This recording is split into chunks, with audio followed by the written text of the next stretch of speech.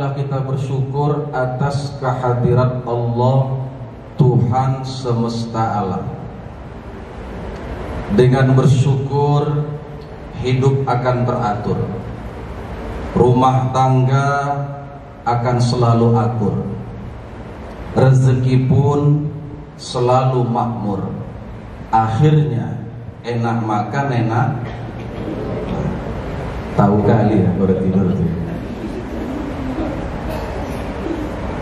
Kita diberikan oleh Allah nikmat yang begitu besar. Dari mulai ujung rambut sampai ujung kaki didesain secara teratur dan begitu megah indahnya. Allah ciptakan mata kita dua-duanya di depan, betul? Coba kalau Allah ciptakan mata kita satu di depan, satu di belakang, mungkin orang pada terantuk kalau jalan. Allah ciptakan kita ya dengan bibir yang lembut, lembutnya kenyal bagai agar-agar. Bayangkan kalau bibir kita diciptakan oleh Allah dari batu, begitu minum pepecahan gelas-gelas yang ada. Allah ciptakan lubang hidung kita, tahu betul Allah itu menghadap ke bawah dua-duanya, betul? Coba kalau menghadap ke atas, musim hujan repot jaga hidung. Begitu indah. Jadi kita tuh jangan merasa inferior, insecure, jangan merasa minder jadi orang. Yang hadir di sini, kalian itu semuanya adalah tampan, dan kalian cantik-cantik. Jadi nggak perlu khawatir, yakin pada diri sendiri kita ini adalah ciptaan yang indah. Kan apa yang dikatakan Cherry Bell itu kan betul. Don't cry, don't be shy, kamu cantik apa adanya. Sadari, syukuri, dirimu sempurna. Jangan dengarkan kata mereka, dirimu indah, pancarkan sinarmu. You are beautiful, ayo, beautiful, beautiful. Kamu cantik,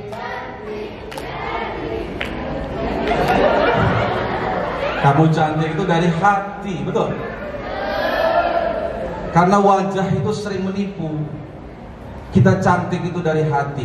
Maka kita syukuri semua yang diberikan Tuhan kepada kita. Jangan suka menyalahkan Tuhan, jangan sering menyalahkan orang lain. Kata pepatah Mandarin kan, Po Yuan Tian, Po Yuan Ren. Jangan salahkan Tuhan, jangan salahkan orang lain. Gak boleh. Kita sendiri yang merubah diri kita. Rajin kita bersyukur kepada Allah, Tuhan semesta alam.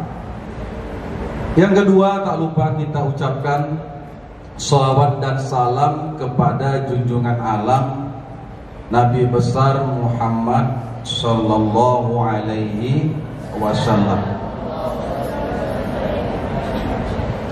Kita berdoa agar kita bisa mendapatkan syafaat dari Nabi Muhammad. Amin. Ayo sama-sama kita berdoa agar kita dapatkan syafaat.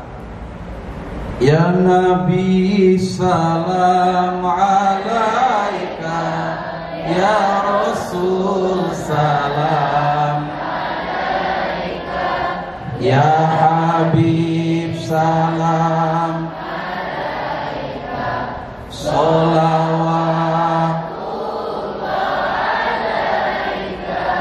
Iya, kita doakan semoga yang baca sholawat tadinya insya Allah masuk surga, amin. Bagi yang nggak baca sholawat tadi, kita doakan tidak masuk. Iya, bagus. Saya pikir tidak masuk surga. Hadirin yang dirahmati Allah, Nabi kita Muhammad adalah pemimpin umat beliau adalah nabi yang terakhir. Belakangan ini memang banyak oknum-oknum yang mengaku menjadi nabi. Kata Nabi, saya kuno fi ummati, akan terjadi pada umatku itu salasuna kazzabun, 30 orang pendusta-pendusta. Kulluhum yaz'amu annahu nabi, mereka itu mengaku jadi nabi. Wa ana khatamun nabiyyin, sementara aku adalah nabi yang terakhir. Jadi nabi-nabi palsu itu ada di zaman sekarang ini. Bahkan bukan zaman sekarang, zaman Nabi Muhammad masih ada, masih hidup sudah ada. Siapa itu diantaranya? Salah satunya adalah Musailamah Al-Kazzab. Ada lagi namanya Tulaihah As-Sengeti. Kenapa namanya Tulaihah As-Sengeti? Karena sengit. Ada lagi namanya Sawat Al-Longori.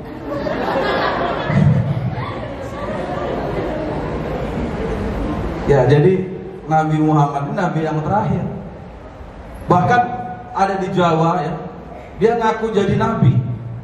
Namanya Tugimin. Dari namanya nggak surah.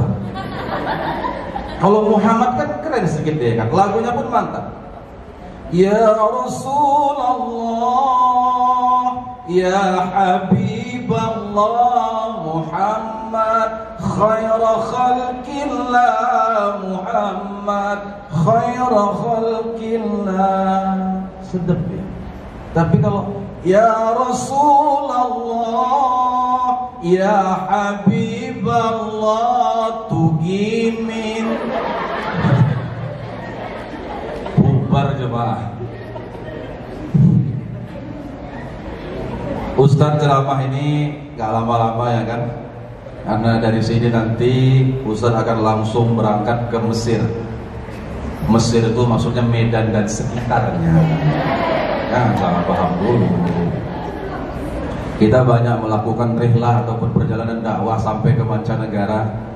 Beberapa waktu yang lalu saya ceramah di Argentina, Harisan Geng Buktina. Dapat juga jadwal ceramah di Amsterdam, Amplas Terminal Dalam. Juga pernah ceramah di Turki turunan kisaran. Nanti saya ceramah buka puasa di Singapura, si Singamangaraja Pajak Sore. Terakhir saya ceramah di Belanda, belakang rumah janda. Belakangnya aja ada musola gitu. Kan di rumah janda yang apa ya?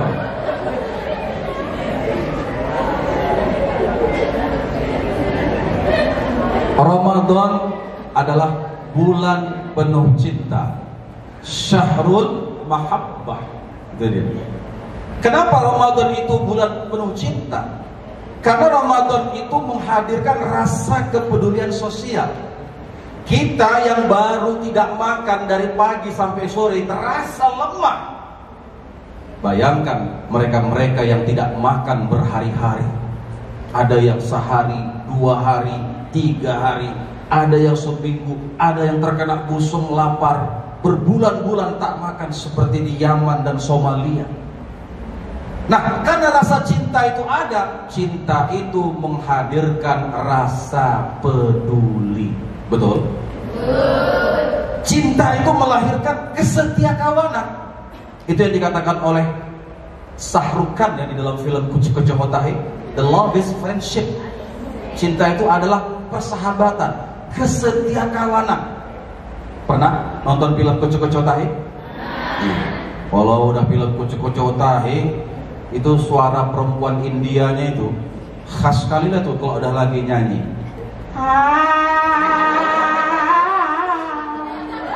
La la la la la la la la la, jeng jeng jeng jeng jeng jeng jeng, bung rasa ae.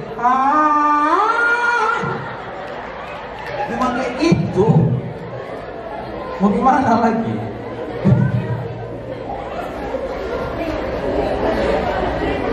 Ustadz walaupun ustadz penceramah. Dulunya kita di pesantren makanya bisa nyanyi dikit-dikit. Kita dulu pemain band. Dulu saya punya grup band di pesantren namanya Spiderman Band. Tamat dari pesantren, dah lama nggak main-main, berubah nama jadi Lumut Band. Terakhir hancur band kami jadi Blue Band.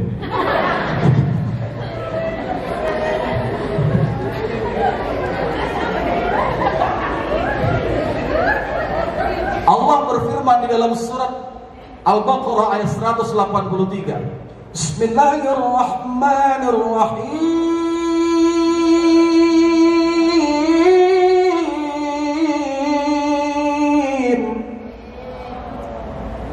Ya ayyuhalladzina amanu kutiba alaikumus siyam,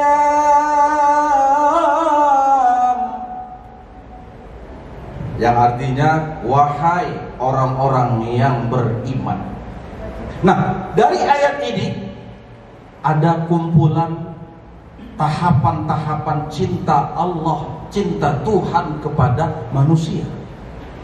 Sebelum adanya perintah puasa disebutkan dulu iya itu nidaul mahabbah, panggilan cinta. Jadi perintah puasa itu karena cintanya Tuhan kepada kita. Tidak hanya Islam, Kristen, Buddha, Hindu, hingga ateis sekalipun punya prinsip dasar nilai-nilai puasa. Walaupun timingnya, mekanismenya berbeda, tapi manusia pasti pernah puasa. Contoh, kalau kita udah asyik kali kerja, makan lupa, minum lupa, puasa nggak itu? Iya. Jadi dipanggil orang-orang yang berpuasa itu sebelum perintah itu datang. Nidaul mahabbah, panggilan cinta. Kita kalau sudah jatuh cinta, pasti kita akan memanggil orang yang kita sayang itu, sayang. Tapi hati-hati ya, jangan salah paham. Kadang-kadang kita ini dipuji dikit aja sudah langsung semriwing, gak kesenangan, sudah jingkrak-jingkrak. Hai say, kita pikir sayang, rupanya sayton. Beb, bukan baby sayang, tapi beb, beban. Kan sedih begitu ya kan. Jangan percaya dengan kata-kata itu. Kaulah bulan, kaulah bintang, gara-gara kau aku banyak utang, aku ditendang sama Bang Ujang. Endang. Jangan percaya dengan kata-kata cinta sebelum ada pembuktian. Betul? Karena kata Stephen Kendrick ya, salah satu penulis film, dalam buku The Dare Love tahun 2008 launchingnya itu, dia mengatakan the only way love can last a lifetime is if it's unconditional. Ada yang tahu artinya? Siapa yang tahu artinya? Ustaz kasih hadiah. Hadiahnya berupa brosur umroh. Brosurnya aja lah. Ongkos pesawat lain lagi. Ustaz kasih brosur. Satu-satunya jalan cinta atau cara cinta yang bisa seumur hidup itu hanya bisa terjadi jika cinta itu unconditional, tanpa syarat. Percayalah. Katanya kita pengen dapat laki-laki yang kaya, rupa itu tukang nabok. Katanya kita ingin punya laki-laki mapan, rupanya dia suka main perempuan. Unconditional itu akan terbukti by day. Setiap waktu, setiap hari kita akan membuktikan itu. Tidak bisa kita membuktikan kau adalah cinta sejati. Kenapa? Yang namanya jati kayu bisa lapuk, tapi cinta itu sebaja. Kalau misalnya jangan sejati lah ya kan, sebaja dia. Karena kalau yang namanya cinta itu akan tumbuh dan mekar kalau dia terus dipupuk dengan tanpa syarat. Itu dia. Nah, orang yang jatuh cinta, kalau dia jatuh cinta kepada Tuhan, apa yang diperintahkan Tuhan itu tidak menjadi berat baginya, tidak akan menjadi beban. Dia akan melakukannya dengan penuh keikhlasan. Itu dia. Makanya panggilan Allah tadi, panggilan ya wahai yang tersayang. Itu dia. Nidaul mahabbah, panggilan cinta. Baru ada kata ya ayyuhallazina, alladzina itu adalah wasilatul mahabbah, koneksi cinta. Itu dia. Jadi untuk sampai perintah puasa, Tuhan ngasih koneksi dulu kepada hamba-hambanya. Dikasih dulu hubungan batiniah. Karena kalau tidak ada hubungan batiniah, akan ada kecurangan dalam cinta itu. Akan ada pengabaian atau menghilang tanpa kabar. Bahkan tidak ada keseriusan. Seorang istri mengeluh kepada suaminya, "Bang, kita udah lama menikah, waktu pacaran gak kita pigi-pigi, udah menikah juga gak pigi-pigi, sudah punya anak juga gak pigi-pigi. Pigi-pigi kenapa lo kita Pak?" Apa kata suaminya? Lo deh, kita itu menikah karena apa? Karena jodoh, kata istrinya. Nah, ingat pepatah, kalau jodoh tak akan kemana. Jadi kita gak kemana-mana.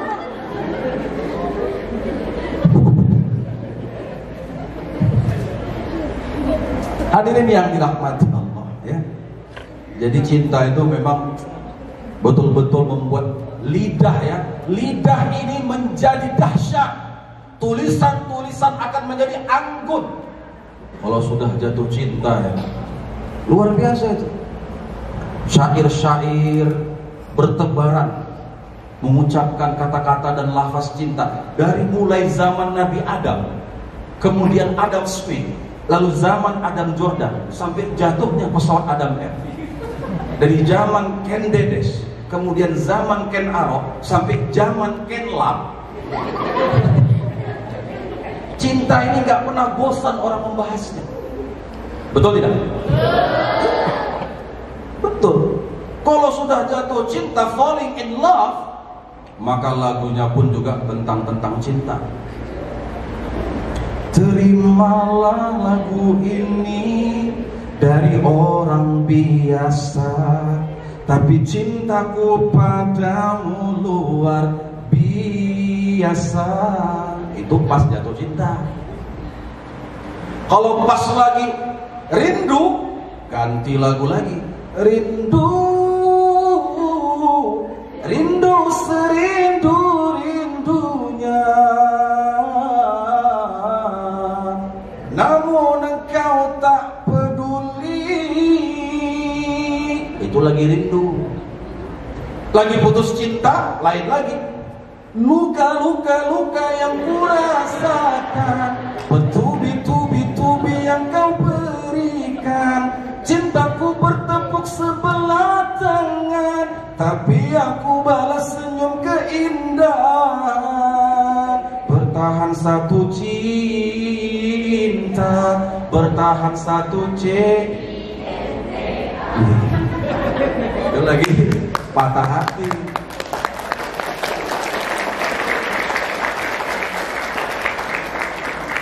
Kalau lagu nyambung kan enak ya. Ini lagu nyanyi nggak nyambung. Soalnya di lagu Salam Seven, tapi nggak nyambung. Selamat tidur kekasih gelapku, walau tiada akhirnya. Atau nyanyinya soal lagu ST12, cintaku, cintaku padamu tak besar seperti dulu, yang maunya menang sendiri, walau salah tak peduli. Jadi dangdut. Atau sok keren, sayang apa kabar denganmu, ku coba tanam di pinggir kali, tumbuh memang tumbuh. Atau nyanyi lagunya ngerok, lagu jambrut dan suaranya ngerok, tapi ujung-ujungnya hari ini aku bersumpah, ujung-ujungnya dangdut deh. Hadirin yang dirahmati Allah dan dibanggakan oleh para malaikatnya. Jadi ada koneksi cinta itu ya. Lalu kemudian ada amanu, ada maf'ulul mahabbah, ada objek cinta. Jadi kita disebutkan lebih dahulu. Disebutkan lebih dahulu karena Tuhan itu sayang, Dia cinta kepada kita. maka kita akan selalu disebutnya. Itu dia. Baru masuk perintah, kutiba alaikumus syiyam, diwajibkan atas kamu berpuasa. Ini namanya amrul mahabbah, ada perintah cinta dari Tuhan. Karena puasa itu sehat, betul? Puasa itu akan merontokkan semua racun-racun yang ada di dalam tubuh kita. Apalagi puasa-puasa pertama itu ya. Nah, ini kita pengalaman nih. Puasa-puasa pertama, kata Dr. Ega Ramadhani dalam bukunya Super Health, yang mengatakan orang yang banyak racun dalam tubuhnya 11 bulan sebelum Ramadan, ketika masuk awal Ramadan, maka hawa nafasnya itu akan terasa bau. Khas sekali bau. Kenapa bau mulut orang yang berpuasa? Banyak racun di perutnya. Zat-zat amoniak itu keluar dia, bercampur dengan air liur manusia. Makanya ada kawan saya waktu pas puasa, ya, hawa nafasnya bau kali, diludahinya kecoa mati. Berarti beracun kali ludah itu. Tahap apa ya kan? Yang limbatnya dulu. Jadi puasa itu menyehatkan. Tidak mungkin puasa itu mencelakakan, kecuali kita sakit. Kalau kita sakit, kita tidak boleh memaksakan diri untuk puasa. Kalau nggak tahan, buka. Kalau nggak tahan juga, sakit menahun, sudah bayar fidyah, selesai. Karena puasa itu tidak mencelakakan. Kan tidak akan mungkin ada satu berita menyatakan sungguh sangat tragis dan sangat mengerikan, gara-gara berpuasa di bulan Ramadan 10 orang meninggal dunia, 1 orang meninggal dunia, 11 orang meninggal dunia, 1 mayat melarikan diri, maksudnya begitu. Kan nggak mungkin berita seperti itu, betul? Mana mungkin orang berpuasa itu sampai mati massal begitu, terus ada mayat melarikan diri, kan nggak mungkin. Yang penting pasti orang yang berpuasa itu akan sehat walafiat. Nah, kenapa kita berpuasa? Nah, ini lagi ada poinnya. Tarikhul mahabbah, ada the history of love. Kama kutiba 'alal ladzina min qablikum, sebagaimana diwajibkan atas orang-orang sebelum kamu. Jadi sebelum perintah kepada umat Islam puasa, sebelum kita tuh juga ada yang melaksanakan puasa. Nabi Isa puasa, Nabi Daud puasa, Nabi Adam ada puasa-puasanya. Begitu. Jadi ada the history of love, ada sejarah cintanya itu. Nah, karena puasa itu mengikuti sifat Tuhan, Tuhan itu la yahtaju ilal aqli wasyurbi, kata Syekh Sulaiman Al-Bujairi di dalam kitabnya Al-Bujairi Al-Khatib, bahwa puasa itu sifat Tuhan yang tidak butuh makan, tak butuh minum. Kalau kita nggak makan, nggak minum, kita lemah. Tapi kalau Tuhan tak makan, tak minum, dia tidak akan lemah. Dia akan tetap kuat. Karena kita diperintahkan puasa untuk menghambakan dirilah kepada Dia, supaya kita ini dalam hidup ini jangan menjadi orang yang sombong. Apa yang mau kita sombongkan dalam hidup ini? HP, handphone aja banyak mereknya macam-macam. Ada merek orang Batak, Ericsson. Ada merek orang Sunda, Nokia. Ada merek orang Jawa, Oppo. Ada merek orang Arab, Motorola. Gak ada yang bisa kita sombongkan, karena semuanya kita ini pasti akan kembali, akan mati. Jadi ada cerita anak-anak dulu, kelapa sama terong. Kelapa ini sombong kali kepada terong. Rong, kata kelapa pada terong, kau ini diciptakan oleh Tuhan, kayaknya gak ada manfaatnya loh, Rong. Udahlah, orang kalau makan kau lemes, habis itu bentuk kau tak meyakinkan, terong. Apa kata terong? Ya kelapa ya, kau ngensi aja lah ya. Wakui kau dari mulai ujung daun sampai ujung akar, banyak manfaat. Bisa dijadikan gegang, bisa dijadikan santan. Tapi kau satu kalahnya kelapa, jangan kau sombong. Di mana kau kalahnya, kata kelapa? Kau kalahnya di dapur. Tengok emak-emak kalau masak, selalu terong disantanin, nggak pernah santan diterongin. Jadi kita disuruh puasa tuh supaya kita jangan sombong, kita tuh lemah, jangan mau kalah ya. Tuhan berpuasa, dia tak butuh makan, tak butuh minum. Malaikat juga berpuasa. Malaikat Jibril, malaikat Israfil, itu puasa mereka, makanya mereka sehat. Nggak pernah kita dengarkan malaikat Jibril kena asam urat, Israfil kena kanker cervix, kan gitu. Mereka sehat-sehat, itu dia. Bahkan hewan-hewan itu pada berpuasa nih, puasa. Contoh, apa hewan yang berpuasa itu? Ular. Tapi jangan ada seperti ular ya. Ular itu kalau udah tidur dari mulai pagi sampai pagi berikutnya, gak makan, gak minum ular itu. Dan jangan apalagi tuh dari mulai terbit fajar sahurnya hingga bukanya terbit fajar berikutnya. Itu mati suri namanya, kelamaan. Itu. Apalagi yang puasa itu. Yang puasa itu nyamuk. Kapan nyamuk itu puasa? Pas lebaran. Ya kan? Kita pada pulang kampung mudik semuanya, nyamuk jagain rumah kita, nggak makan, nggak minum lagi. Tergantung-gantung di korden-korden, puasa nyamuk itu. Betul? Iya. Apalagi yang puasa, ikan dalam akuarium, ikan juga puasa. Kapan ikan di dalam akuarium itu puasa? Pas yang punya ikan nggak ngasih makan, puasa lagi. Ya kan? Apalagi ayam pun puasa. Pada saat kapan ayam puasa? Pada saat dia mengerami telurnya. Saya sudah pernah coba itu ya, tes gitu ya kan. Ayam saya di dalam kandang, udah lama nggak keluar. Kasihan saya, dia nggak makan. Udah berhari-hari. Saya coba mendatangi ayam tadi itu, ngasihnya jagung. Ya, makannya jagungnya. Udah lama nggak makannya. Dia nyaut. Oh. Makan lah ya. Nanti kok nggak makan sakit. Ya, aku bilang kan ya, kalau kau nggak makan nanti kau sakit ya. Malah saya dimarahi.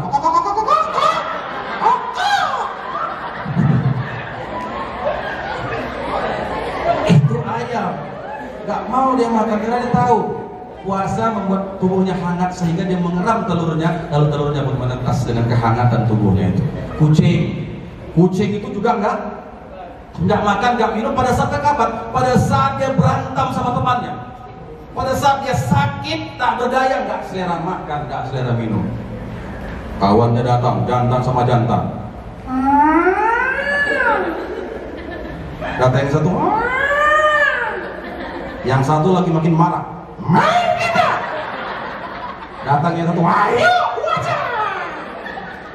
Habis cakar-cakar, duduk, ditawari makan dan minum pun tak selera. Bahkan ada betina datang. Kata betinanya, kawin yuk. Datang kucing tadi, nggak mau. Itu menunjukkan bahwa hewan-hewan itu walaupun tidak secara instruction ya, tapi mereka secara instinktif ada kemauan dia untuk berpuasa. Adik-adik Ustaz, para hadirin wal hadirat yang dirahmati Allah, Tuhan yang Maha Kuasa. Dan tujuan daripada berpuasa itu yang terakhir adalah la'allakum tattaqun, agar kamu bertakwa, agar kita ini menjadi orang baik. Itu kunci utamanya. Jangan sampai kita puasa juga tapi nyolong sendal jalan terus. Puasa juga tapi menghina, mencaci, membuli jalan terus. Puasa juga tetapi mencuri barang orang yang bukan hak kita. Na'udzubillahi min. Dan inti daripada puasa itu adalah ketika cinta kepada puasa kepada Tuhan yang Maha Esa, ketika cinta itu hadir, maka puasa itu akan diterjemahkan di dalam kehidupan. Dari puasa yang tahan lapar, dari makan dan dahaga, tidak makan, tidak minum, berubah menjadi puasa dari gosip, puasa dari berbuat jahat, puasa dari melakukan hal-hal yang tak baik. Jadi puasa yang intinya adalah ketika seseorang menjadi baik dalam kehidupannya. Setuju? Dan puncak daripada cinta puasa ini adalah kita mencintai tanah air kita, Indonesia. Nah, inilah makanya bulan puasa, bulan Ramadan disebut dengan bulan cinta. Jangan lupa kita hidup di Indonesia, harus cinta NKRI, cinta Pancasila. Sekali Indonesia, tetap Indonesia. tanah airku tidak kulupakan, kan terkenang selama hidupku. Biarpun saya pergi jauh, tidakkan hilang dari kalbu. Tanahku yang ku cintai,